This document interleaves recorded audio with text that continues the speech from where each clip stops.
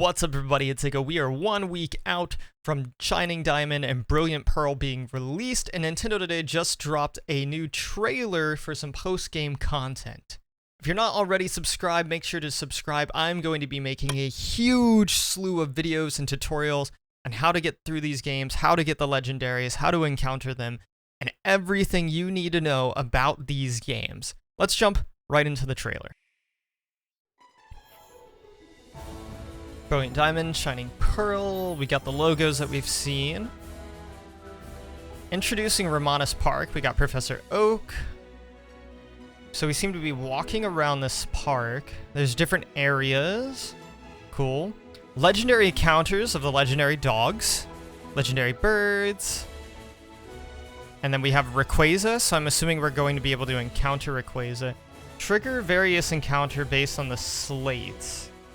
Okay. So we put the slate in here.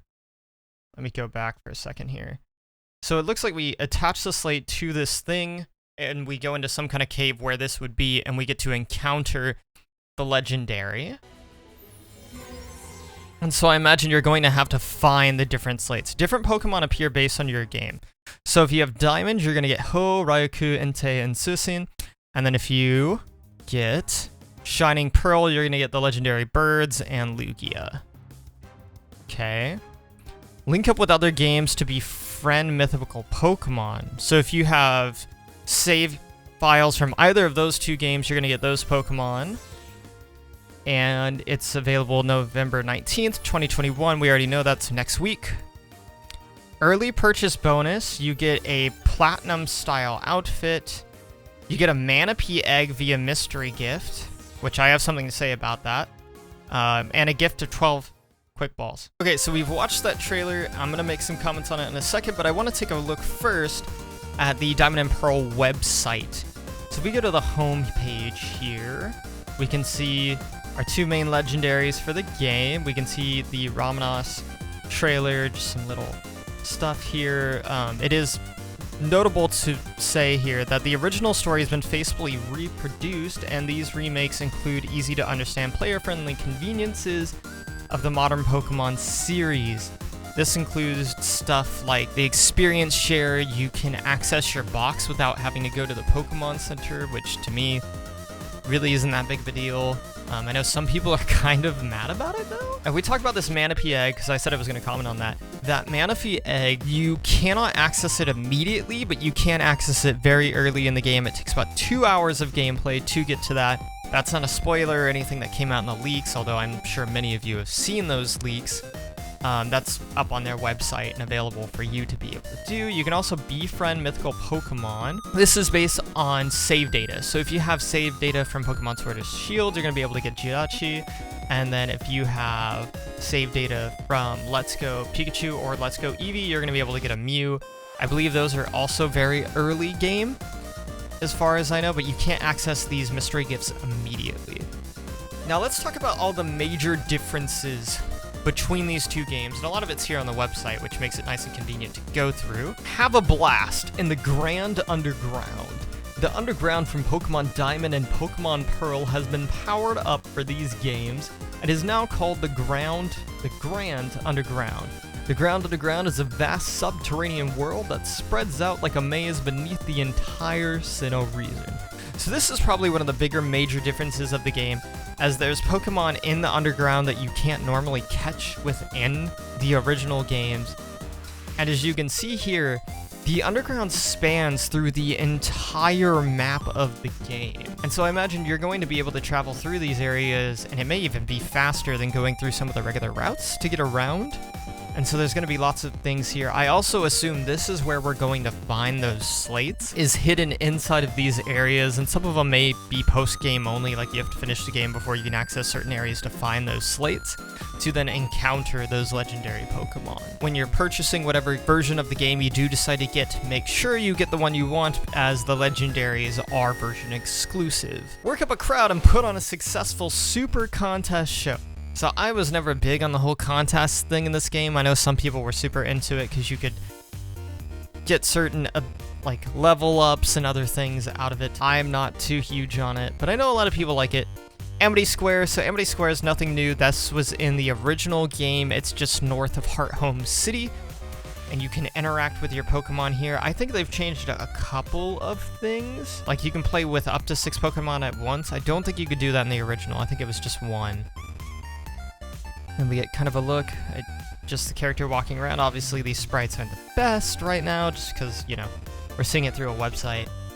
So you can walk around with your favorite Pokemon. I think that's awesome. Encounter legendary Pokemon in Ramadas Park. We didn't see this in the trailer. I'm excited to see how this Ramadas Park like kind of turns out. I will be making lots of videos on it, on how to catch the legendaries, where the slates can be found and everything like that. And I love these slates. I think they look really cool because they're kind of like Game Boy cartridges, right? We have like kind of the original kind of Game Boy Color look, and we have the Game Boy Advance. And I assume these are associated with the Pokemon.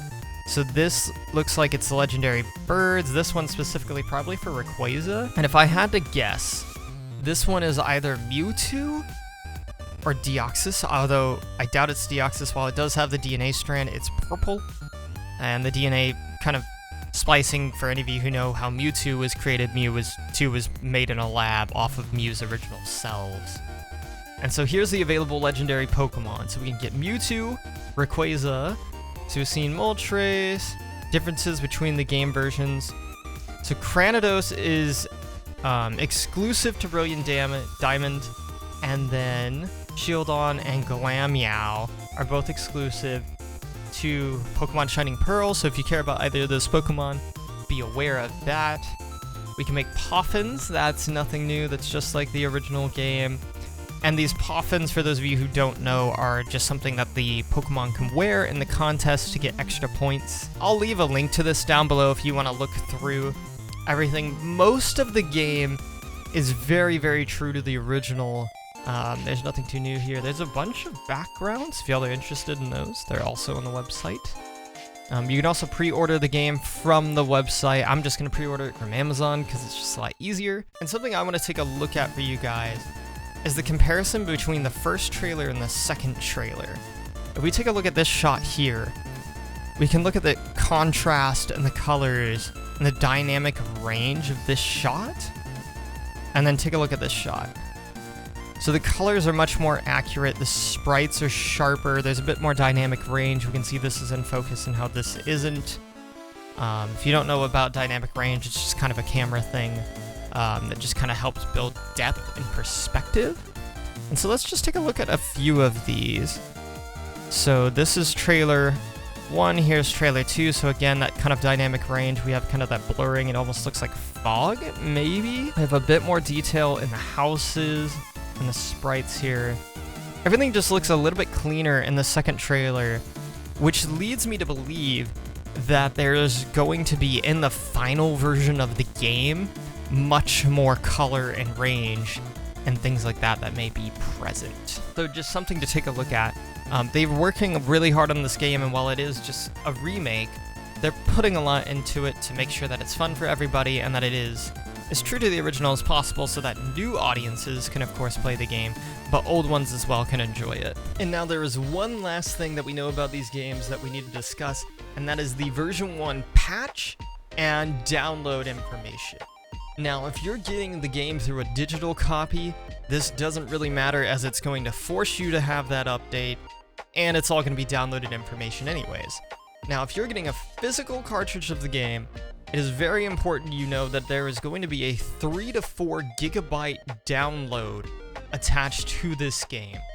Most of this was to prevent any kind of leaks. If someone got the game early, the game wouldn't be complete. It'd be missing cutscenes and other things that you just couldn't get without downloading it after the official patch of the game is out. And there's also the 1.1 release update, which is going to be out when the game is immediately released. And I have the patch notes right here, so excuse me if I look away from the camera for a moment. So the patch notes: addition to the Underground Super Contest Show. There are additions to the Grand Underground Super Contest Show, Union Room, and Mystery Gift communication features. You will be able to enjoy local and online communication features of the Grand Underground Super Contest Show and Union Room. Additionally, you will also be able to become able to receive gifts using the mystery gift feature. So without the update, you will not be able to access any of the post-game content or the legendaries previously mentioned from the update earlier in this video. In addition to content after entering the Hall of Fame, some content that becomes playable after entering the Hall of Fame, including Romanus Park, so you can't access Romanus Park or any of the legendaries until you complete the game. That is something to note. So if you see any of my videos where I'm talking about the legendaries, you may want to wait to watch those until you've completed the game. That way you don't forget anything after watching the video, or, you know, just have to come back to it later. You can just, like, watch it right when you finish the game and find out where those legendaries are. There's also some new cutscenes and animations, and that's something we kind of hinted on a moment ago with those 2 different trailers, how they look different, and how the final game's probably going to even look different from that. Although I imagine it's going to be better color-wise and with dynamic range, and it's just trying to make the game overall more interesting. Now, something that's kind of interesting in the cutscene animation part of the patch is that first patch has the opening screen animation and the ending screen animation. So if you don't update your game, you're not going to have these in there, which is kind of weird. I'm kind of curious to see what would happen if I didn't update and I just open up the game, what's going to be in there. And so I'll try that out just for a video and see what's going on, and I'll make a whole video on my first thoughts and then continuous videos afterwards on tutorials and things and how to get through the game faster and where to catch the legendaries, how to get around the underground, as that's going to be a new part of this game that most of you won't be familiar with. And the last part of this patch here is on the release date for the software. The 2 players will be able to interact in local and online play and the Union Room. That's kind of neat. And you will be able to select the battle, trade, and mix records functions. In an update that will be made available after the software releases, the maximum number of players will be increased, and the greeting and capsule decoration functions will become available. Additionally, trading using GWS in Jubilife City and the use of the Coliseum feature inside Pokemon Centers will be added as a post-released update. And post-release update, just saying these are all part of that 1.10 patch. Now, you will want to update your game. Now, I can understand why some people wouldn't want to update your game. If you want a video on that, I'll put a card up to Austin John's video on that. He did a great job covering that. I'm not going to go over all of it here, because he's just already done a good job with it. And then you're probably going to want to do that patch. If you want any of those legendaries or a lot of the animations, you're just going to be missing content that's important to the game and is going to make the game just an overall better experience to play. So make sure you get that patch. What are your thoughts on Brilliant Diamond and Shining Pearl? Put them down in the comments below. Are you excited for the games? Are you mad that they changed something? Did you wish they changed more? Let me know down in the comments. I'd love to have a chat about it. And as always, thank you so much for watching. I'll catch you in the next one.